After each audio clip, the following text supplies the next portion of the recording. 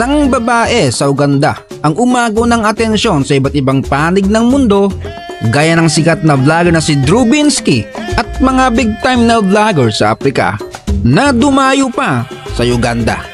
Ang tanging ina na ito ay nagsilang lang naman ng 44 na anak, 22 na lalaki at 16 na babae. Sa edad na 36 sa iisa lamang na lalaki. Ang tanong paano niya isinilang ang ganito karaming anak? At paano sila nabubuhay matapos silang iwanan ng magaling niyang asawa? Ang kwentong ito ay isang tunay na kwento ng isang tanging ina sa Uganda na mas mababa pa kay Ai de las Alas ang luha.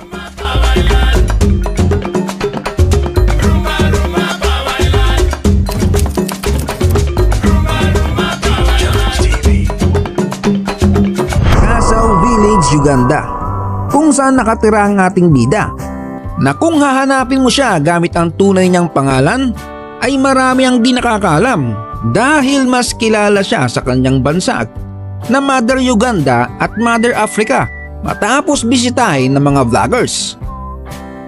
Isinilang ni Mother Uganda o Marian Nabadanzi Babirye sa tunay na pangalan ang kanyang unang mga anak sa edad na 13.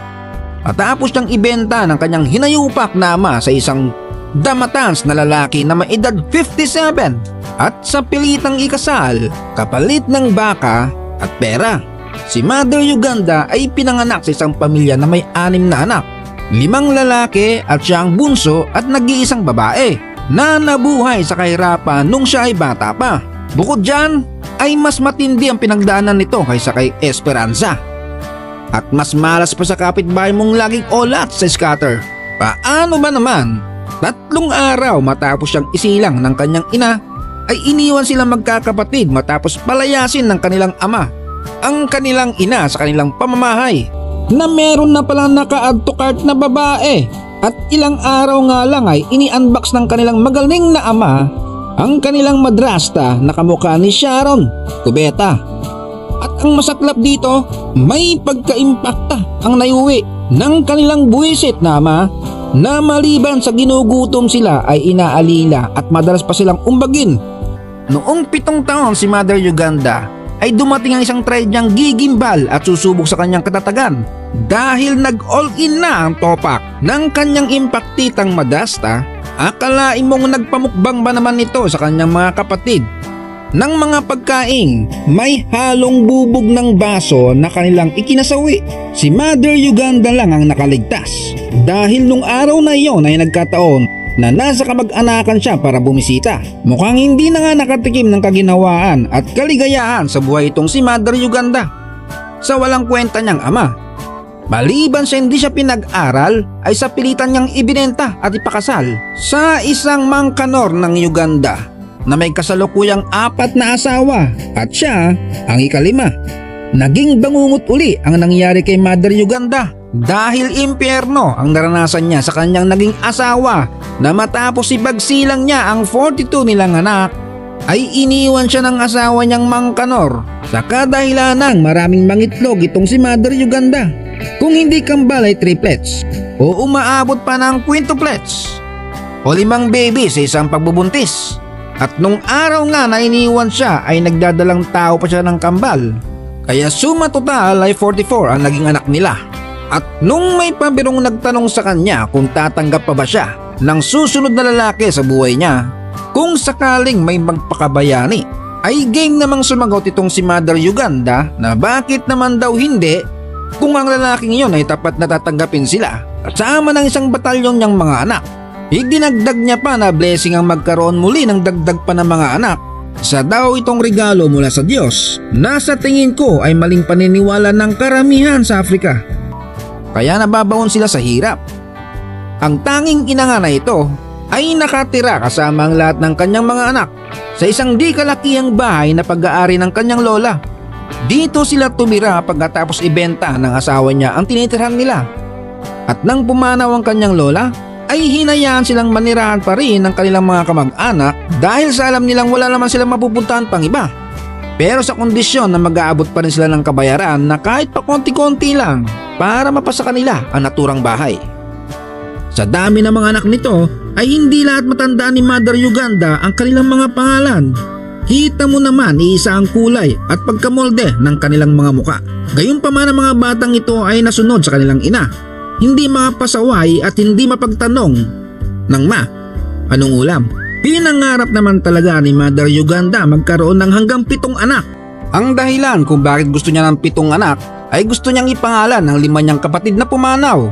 Isa sa pangalan niya, kaya lang sa 2 pagbubuntis pa lamang ay kumota na agad sa 7. Kaya agad siyang kumonsulta sa doktor para pigilan ang muli niyang pagbubuntis. Ngunit ayon sa doktor ay natuklasang meron siyang rare genetic condition na tinatawag na hyperovulation na nagiging sanhi ng kanyang pagpapakawala ng maraming itlog ng sabay-sabay na kung sakaling pipigilan nito ay may negatibong epekto na maaaring ikaaga niyang ikamatay at pinayuhan siyang ituloy na lang daw ang paggawa ng sanggol dahil ito ang pinakamabuti para sa kanyang kalusugan.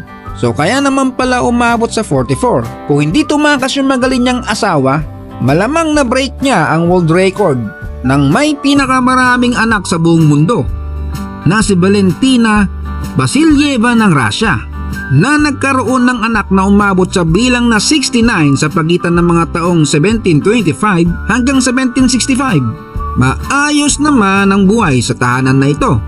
Bawat aktibidad ay may kanya-kanyang nakatoka. Para lang silang nasa high school campus, natutulog sila sa isang maliit na lugar na puno ng mga bunk bed.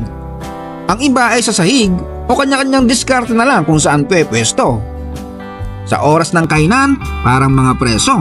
May pila at disiplinado. Araw-araw kinakaya ni Mother Uganda ang ganitong mga eksena at kung saan siya kukuha ng ipapakain. Sa gabi, pagkatapos ng hapunan ay kanya-kanyang gawa ng assignment ang mga bata. Ang iba naman ay nanonood ng TV. Masaya rin ang kanilang lugar na parang sa Pinas. Kapag gabi ay may mga nakatambay sa labas ng bahay, may mga naglalaro at mga nagbebenta ng makakain. Sa oras ng gabi ay parang sekyo sa gabitong si Mother Uganda. Sinusuri kung ang lahat ay natutulog na at kompleto bago humiga na rin sa kanyang kama. Sa madaling araw gumigising na sila. Ang ilan ay nagsisimulang maglinis, naghahanda sa pagpasok sa school at nag-iigib na ng tubig ang iba. Mahusay itong si Mother Uganda magpalaki ng mga anak. Alam ng mga bata ang kanilang responsibilidad at gawain sa araw-araw. Hindi man nagkaroon ng pagkakataon si Mother Uganda na makapag-aral, sinabi niyang gagawin niya ang kanyang makakaya para makapag-aral ang kanyang mga anak. Maswerteng nakapagpatapos siya ng isang anak na babae. Ang problema nga lang, hindi niya alam kung nasaan na. Walang balita kahit sa mga kaibigan. May chika lang na nagpunta raw ito sa bansang Colombia. Ginigit naman ang kanyang mga anak na lalaki na kung sakali nga makapag-asawa ulit ang kanilang ina, ay hindi daw nila hahayaan na may magbuhat ng kahit na daliri sa kanilang ina. Alam ng mga batang ito na natatangi ang kanilang ina sa lahat, na kahit na anumang pagsubok na dumaan sa kanilang ina ay hindi sila iniwan at pinabayaan.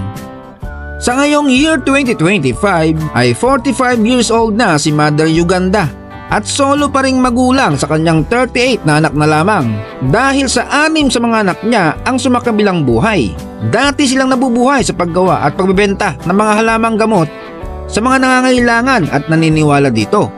At nakakatanggap naman sila ng biyaya sa mga iba't ibang vloggers. Ang isang African vlogger na ito na si Wodi Maya ay pinaayos pa ang kanyang bahay, nagbigay ng mga foam mattress, bigas, grocery at iba pang kagamitan sa bahay. Sa ngayon ay akin din napanood ang kanyang anak na lalaki na isa na ring vlogger na may 24k subscribers sa kasalukuyan, ang Mama Uganda and Family, at abala sila ngayon sa kanilang restaurant. So yan, kung gusto mong bisitahin si Mother Uganda at magpaampon, ay huwag mo munang kalimutang i-like ang videong napanood at mag-subscribe kung na-entertain ka sa ganitong content. Hanggang sa muling paglalakbay.